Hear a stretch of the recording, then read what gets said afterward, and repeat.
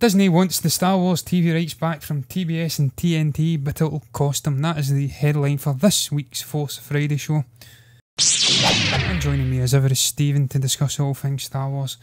What do you make about that one, Stephen? It's all very MCU, isn't it? Yeah, I saw this on slashfilm.com, John, in regards to the actual rights of the first 6 episodes of the Star Wars saga.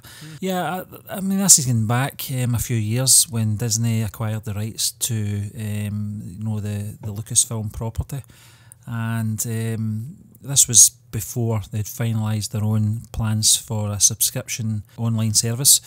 And it's very much like a lot of the Marvel properties, where they're trying to reclaim a lot of the properties that they lost over the years. Well, this is certainly one that Disney, which I'm very surprised about, let slip. But the studio now wants the rights back, and they're looking to launch this streaming service in 2019, but they are going to have to wait until 2024 before they get a chance to do this. As far as the Disney streaming service goes, I don't think this is going to make a big dent in their viewers or their subscribers. So I don't really see it. I don't really see this news keeping them up at night. For fans, I think they would like to see all the movies all collectively under the one banner. I get that, but listen, most Star Wars fans, including myself, have got the Blu-ray saga, the one with the first 6 episodes anyway. Yeah. I don't know what they're planning to do with the sequel trilogy, whether they'll release a box set of that anyway, but a lot of Star Wars fans will probably go out and see that once episode 9 concludes the Skywalker saga. I have still not got The Last Jedi on any format. It's the only Star Wars film I don't have at the moment. I'm not really that bothered about getting it. I saw what I had to see in the movie. Still a little bit of a mixed bag, that film, as far as I'm concerned, but I can see why Disney want to get these rights back as soon as possible, but they're going to have to wait another 6 years. Yes, I don't think I completely agree with you. I don't think this will make any difference at all to Disney's streaming service, especially with the now confirmed merger between them and Fox. They're going to have a whole host of properties coming over from Fox. Most notably, I believe The Walking Dead is on Fox. I'm pretty sure it is. Don't hold me to that, but I'm sure Fear the Walking Dead and The Walking Dead are on Fox, so they'll be able to put that into their streaming service. They've got all the TV, universe, Marvel stuff, which is not really interconnected with the MCU. They reference it, but not to any great detail. So they've got the likes of Daredevil, Luke Cage, Jessica Jones, The Punisher, Iron Fist. All those are all going to come in and take pride of place in the new streaming service. And to be quite frank, that's enough for someone like me to step away from Netflix and move over to the Disney stuff. Take into account that they're then going to have a live action Jon Favreau TV series coming onto that probably next year when it debuts. They're going to have probably all the Clone Wars, all the Rebel stuff. Resistance will be on there, and that is more than enough for anybody. You're going to have a whole host of stuff. I don't know off the top of my head all the properties that are going to move over TV series wise, and even films that can go into this service. I'll have to have a look at that while you're talking, Stephen, but it's not going to dent it, is it? No, I was just going to mention the movies as well, John. You're talking about the last 70 years of films out there from Disney, going back to the likes of Snow White and Seven Dwarfs. So there's tons of material out there anyway. It's going to be nice to see them all under the one banner eventually. Eventually, Blu-ray is going to be obsolete anyway. We know that. It's just a matter of time, and everything's going to be on digital download anyway. So I'm certainly looking forward to it. But at the moment, it's not going to really bother Disney too much. They'll sit and wait this out till the right time, which is going to be 2024. Star Wars fans can see these movies anytime they want. If they're that much of a fan, they'll have these on Blu-ray or digital download anyway on iTunes or whatever anyway, so it's not really anything that's going to concern Lucasfilm, Disney or Star Wars fans. Oh, and indeed I've had a quick little look in the Walking Dead as a Fox property, Stephen. They've also get X-Files as well, the new series of X-Files, which I've actually enjoyed more than I thought I would have, so that goes over. So they'll have plenty of fingers in the pies in terms of bringing things into this new streaming service without having to rely on the original Star Wars films. I think it says in the article that even the newer releases of Force Awakens and maybe even Rogue One and stuff like that fall under this deal with Turner's cable networks, TNT and TBS. I did say when I handed it over here, it's all very MCU, and what I mean by that is that obviously Marvel sold off various different parts of the properties, the likes of X-Men, Deadpool to Fox, which again's coming back. So they're sorting it out slowly but surely. But they made a bit of an arse of it back in the day when the MCU wasn't a thing. They sold off all the different splintered parts of the different franchises, and it came back to bite them. It's cost them nothing but a hassle and money getting them all back under the one umbrella. Spider-Man being the most recent example. And it's going to be the same with this. I'm sure they'll come to some arrangement. I don't think it will take as long as 2024. I'm sure they'll come up with some financial package to offer to this Turner. I presume it's a parent company and these two cable networks are subsidiaries underneath them. I'm sure they'll come to some financial arrangement. They've certainly got plenty of money, even though they've just spent about $80 billion acquiring Fox. They'll make that back and some with the properties they're getting under their wing now, the likes of Avatar. So I don't think it will harm the Disney streaming service. There's going to be people coming on to this just to watch old classics. I'm sure we'll get all the classic cartoon stuff that fell under the Disney umbrella. I'm very excited to see this. I can't wait to next year until it gets unveiled. I'm definitely going to be on it. I've became tired with Netflix over here, to be honest with you. The service is a bit lacklustre compared to the United States catalogue. We get stuff way later. We've not got as great or as varied a catalogue. Obviously we'll get things that they haven't got, but I just can't wait for this service to come out and to go over, because most of the things I watch are the likes of Daredevil, The Punisher. They're all Marvel and Disney properties, so it's not going to hurt me any. Yeah, not forgetting the X-Men franchise as well, John. Yeah, so that you've got a whole host of films and animated cartoons in there as well. I know that the deal with Netflix is up at the end of this year, so it's probably good timing for Disney to release their streaming service, which is going to really be a nail in Netflix coffin, because the problem with Netflix is it's not Netflix as a whole, it's Netflix UK. It's the issue here, and this is more to do with Mr. Murdoch's Sky sort of stranglehold here in the UK. This is something that's concerning me about the Disney streaming channel, how this is going to affect, because I know that he's obviously got I don't know if he still has a big involvement in Fox, and how that's going to affect his sort of monopoly on this here in the UK. Certainly we're feeling the effects of it through Netflix. When you look at what I think The Last Jedi has been on Netflix all over the world for the last 2-3 months now, we have got no sign of this movie at all. No. In fact, I think The Force Awakens is now off Netflix UK, so there is no Star Wars content at all. We don't have the Clone Wars, we don't have Rebels or anything like that on our Netflix over here. That's got to do with some kind of curfew that's in place due to Sky Television over here. But I'm looking forward to it.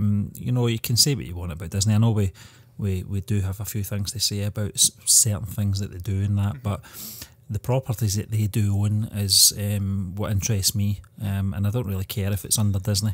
It's what I want to see within that streaming service that counts. And as you said, the likes of the Marvel television series, I think these are some of the best things that's ever happened on television. I think they're well written.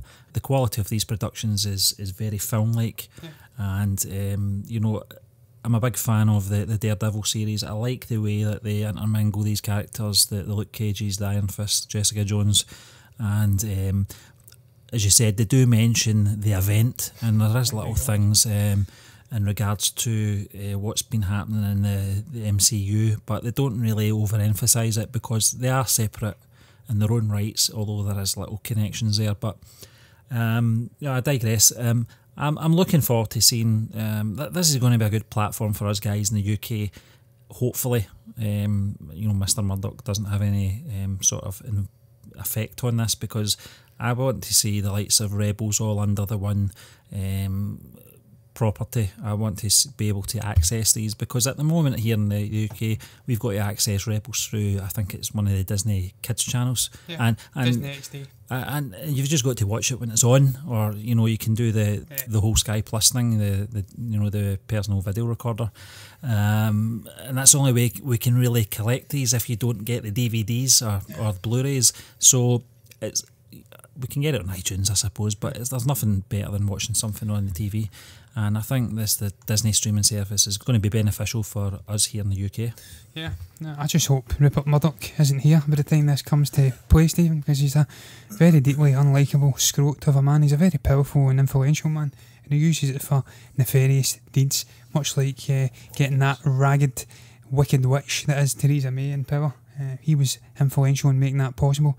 Guy's just a git of a man, and I hope he's not here. And hopefully he has no bearing on any of this Disney streaming stuff being restricted over here, because he does, as you said, have a large say on what goes on Netflix and what doesn't go on it. The final thing I'll say about Disney is you've also got to take into account all the classic animated cartoon films, the likes of The Lady and the Tramp, The Lion King, Jungle Book, all those different properties I've got. They can fire them on as well, so they're going to have a wide range of stuff and content on there by the time it goes live in 2019. I'm looking very much forward to it. But just continuing on to the next topic, it's kind of a similar topic, Stephen. You were talking about the production on the likes of Daredevil and The Punisher and all these Marvel TV shows being almost film-like, or indeed film-like, certainly with the calibre of actor and actresses they can attract as well. And that connects into what we're going to talk about next here. And that also has a price and a bearing on the costs of making these TV series. It's a golden era for TV shows, and it costs a lot of money per episode. And this is the next thing we're going to talk about. I'm giving it on. It's the live action Star Wars show. Will reportedly be very expensive, although not that expensive.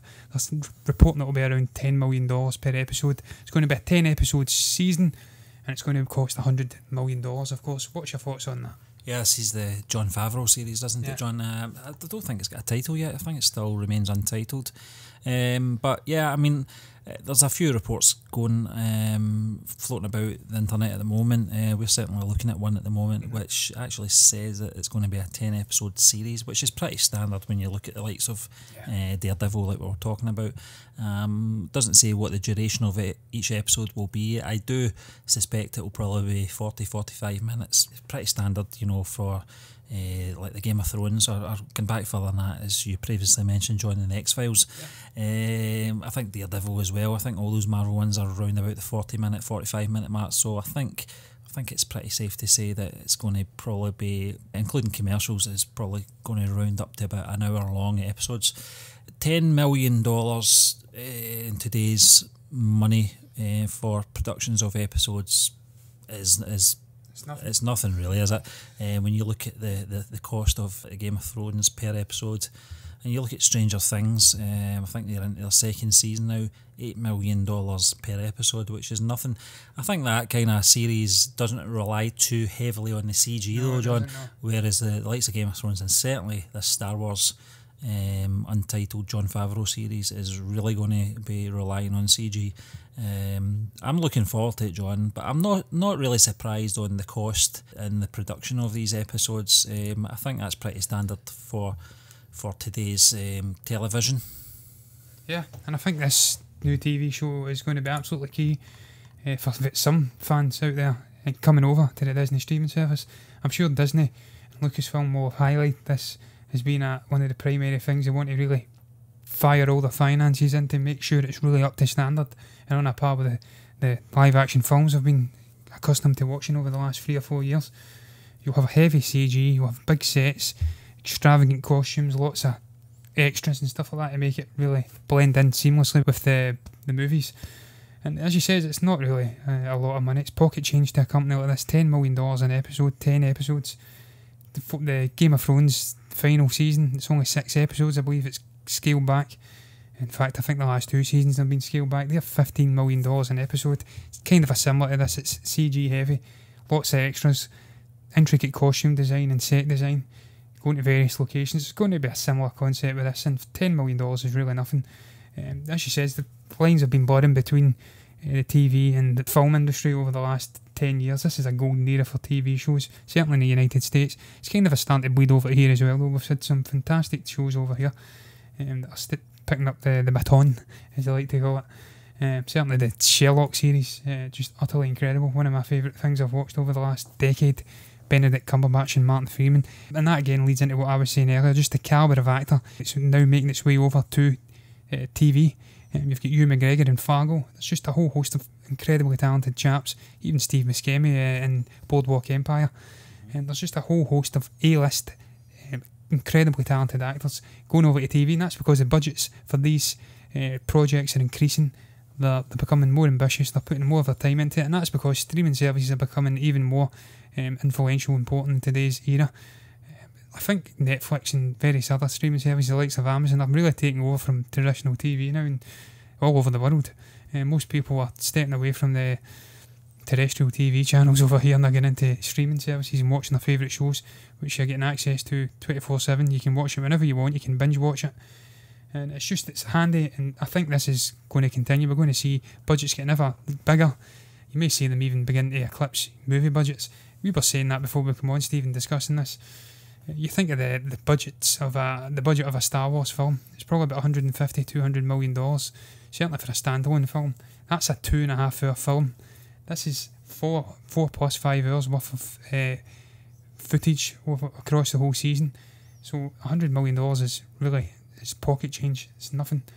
And I do hope it is 45 minutes. I know it's speculation. I hope it wouldn't be 30 minutes. I hope we do get a minimum of 45 minutes. I want this to be really drawn out. I want to see the storytelling an excellent standard and see it getting slowly broken down over the season. I don't want to see it getting rushed. That's okay for the likes of the Clone Wars, where you can go in and just binge watch it. It's light-hearted stuff. I want this to be a really powerful, deep insight into maybe a part of the universe we've not seen before, which we're not going to see in the saga series. It's more superficial, and we're looking at the main thing that's driving the whole universe. I want to see this looking at maybe a lower end of what's going on, much like the Rogue One, where we see smaller characters. Yeah, one thing, John, we're not really getting a lot of information out about this live action series at the moment. We don't even know when this is going to be released. Whether or not this will be part of the launch of the Disney streaming service, I would like to think it would. I think that would be a good selling point for it. One thing's for sure, Jon Favreau will pick the best writers out there to to construct these stories within this series. Whether or not, I don't know if it's going to be get into a second season. I think it will really depend on how the audience reacts to it. But I think the likes of the Claudia Grays and Timothy Zahn and James Luceno and Chuck Wendig, as you said, John, I think these guys have to be utilised a little more than just novels. And that's not to say that the novels aren't good. They're absolutely sensational when you read them. That they get Star Wars. That's not to say Rian Johnson and J.J. Abrams don't. They know how to tell these stories in a different medium. But I think using these guys and using the story group is a great opportunity that they shouldn't pass up. And the likes of Dave Filoni as well, in regards to the production and the direction as well. I think guys like him should have their chance in this. He's proved his worth in the animated shows very successfully as well. He's gone back to complete his Clone Wars story, which I'm very happy about, which we spoke about a couple of weeks ago. And I'm really interested to see where they're going with this series, because, as I said, there's not a lot of information out there just now. And as time goes on, we're going to get more information, and I just can't wait, because I think it's something that we've not seen yet. There was talk about it maybe about 10-15 years ago when George Lucas was still in charge, when he was going to, I think he actually set out his plan for Boba Fett. Yeah, there's this underworld, which I was very interested in seeing. It was really as well, when Revenge of the Sith was done and dusted, we weren't getting any more Star Wars movies, so it was kind of the next best thing, and it didn't materialise. We ended up getting an animated show, different incarnations of the Clone Wars, as you know, John. We got a movie, we get a series, we get a mini-series, all different versions. It didn't really live up to the live-action films, and this was what I was hoping would develop. It sadly didn't, but now it's back at the forefront. We've got a reliable filmmaker at the helm, in Jon Favreau. He gets Star Wars, he's a big Star Wars fan, and he's also got a good relationship with all these writers, as I said. Yeah, there's a whole host of things I want to come into in that one, Stephen. You've, as you say, a whole host of amazing writers that you can bring in to really flesh out these various different episodes. We've seen that in a lot of TV shows. You have different writers, you have different directors, and I would love to see Dave Filoni honing his skills in the live action TV series here, in hopes of maybe moving into the movies in the future. We've seen that with the likes of Vince Gilligan working on the X-Files as a producer, directing some episodes, then he moves on and creates the Breaking Bad series. I mean, Jesus Christ, that's one of the greatest TV shows ever made, and he honed his skills in the X-Files. I want to see Dave Filoni doing that. In terms of the Clone Wars, you're absolutely right, it didn't live up to the live action side of things, and certainly the saga stories. But what it did do a great job of fleshing out the Clone Wars era, because they didn't have enough time in that short little prequel trilogy. That was just had to be quick fired and focus more on Darth Vader's rise, the fall of Anakin Skywalker, and the Jedi.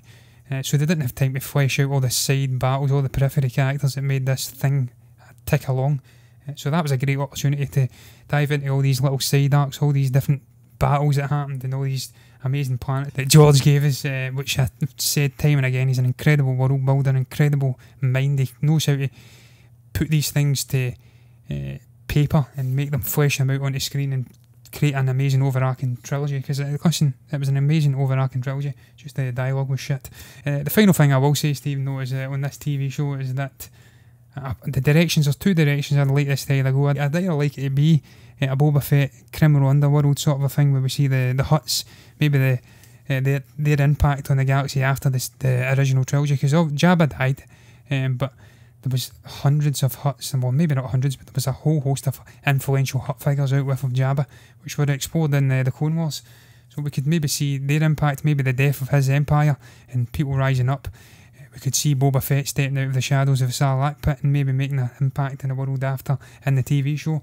But the other one that I would like to see, if that's not going to be the case, would maybe be delving into the unexplored regions of the galaxy and maybe charting the areas that Snoke hung around in, and maybe see the birth of the First Order. I don't know, it's 7 years after the Battle of Endor.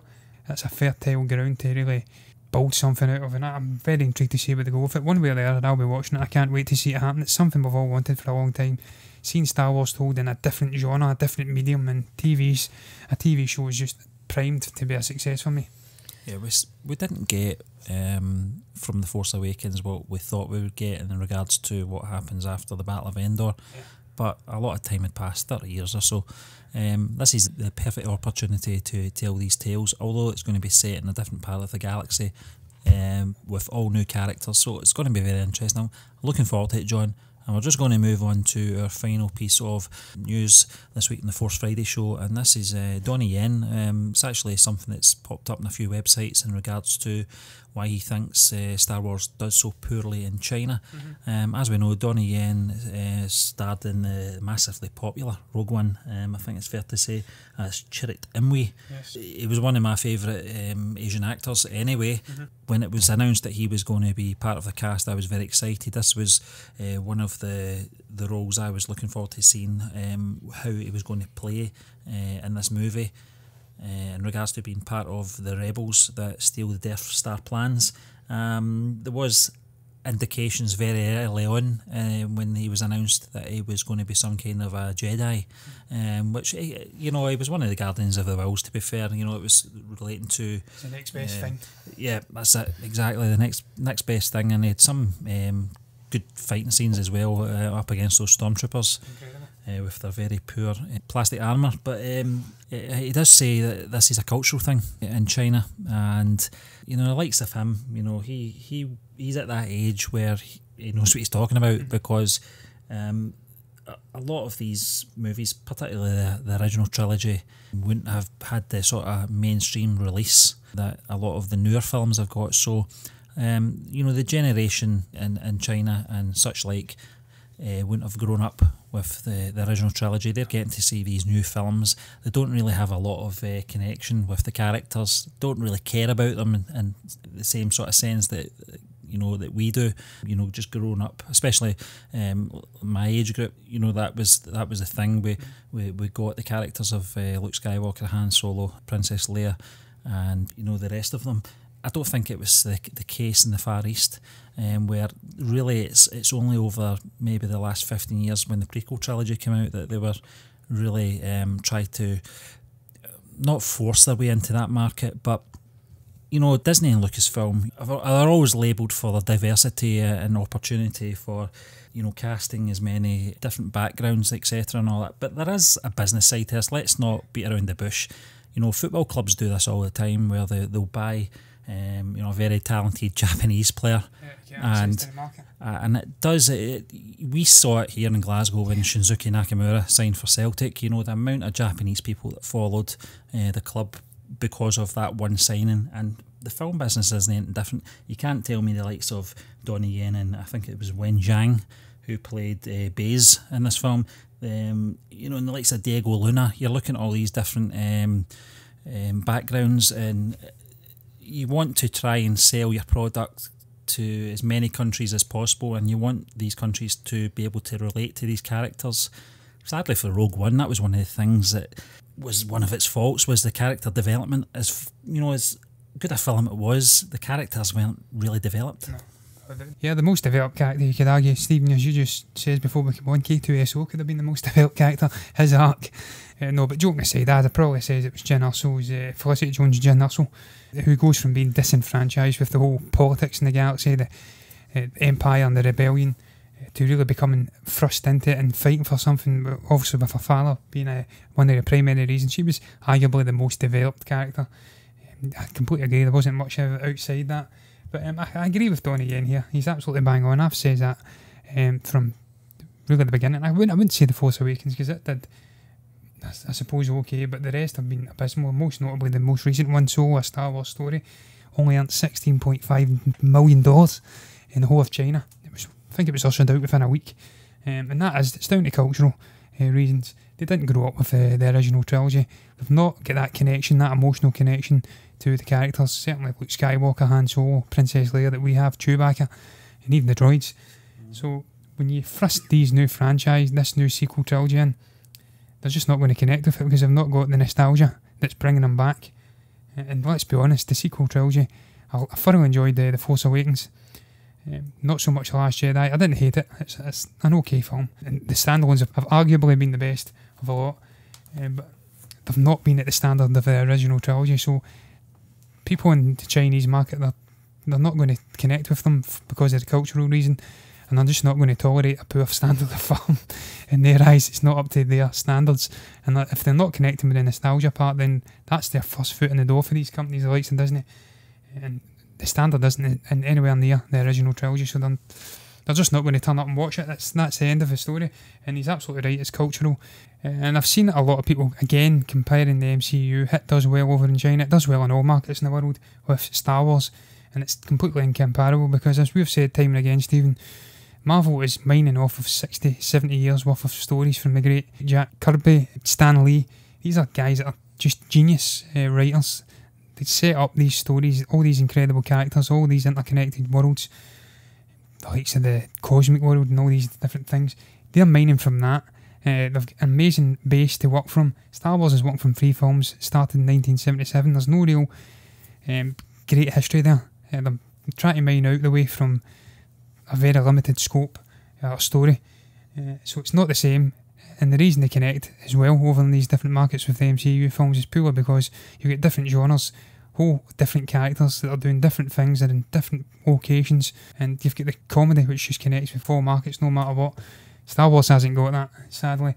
And the final thing I'll add is you're absolutely right about the cynical viewpoint on the casting being diverse. People like to champion Disney for being pro-diversity and pro-female and feminism, championing their rights. The reality of the situation is it's because of financial gain. That's what they want. They want to gain as much money as possible from every market in the world, and they think they'll get more money from each market in the world if they put in a character from each of these different ethnic backgrounds. Diego Luna, Mexican; Baze, Donnie Yen, Chinese; Finn obviously connects with the African American contingent in the United States and all the other different people of colour countries in the world. So this is definitely cynical on their part. They can say what they want about pro-diversity. I think it's just them trying to get as much money out of each continent as possible and sit countries within. I'm not surprised they've done terrible. I say from the day one, as I did say when I started my little gibber-on session, Stephen, that it's purely cultural, and he's bang on the money. They've not got that emotional connection, they've not got nostalgia.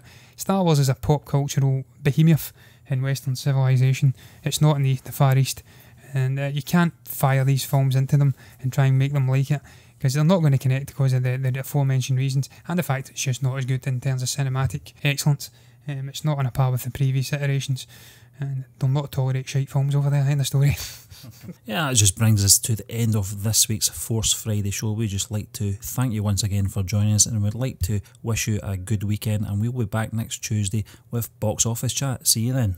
Remember guys, if you enjoyed that latest episode of the Force Friday show, then do hit that like button, comment below, and maybe even subscribe to the channel if you haven't done already. If you want to follow us on social media for all the latest updates from Movie Burner Entertainment, then we can be found on Facebook and Twitter at Movie Burners. You can also listen to us on Google Play and iTunes if that's more your thing, at the Movie Burner Podcast. And last but not least, if you want to access and read all the latest written reviews and the occasional article we put out, then that can be found on our website at movieburnerintertainment.org. Until the next time, goodbye.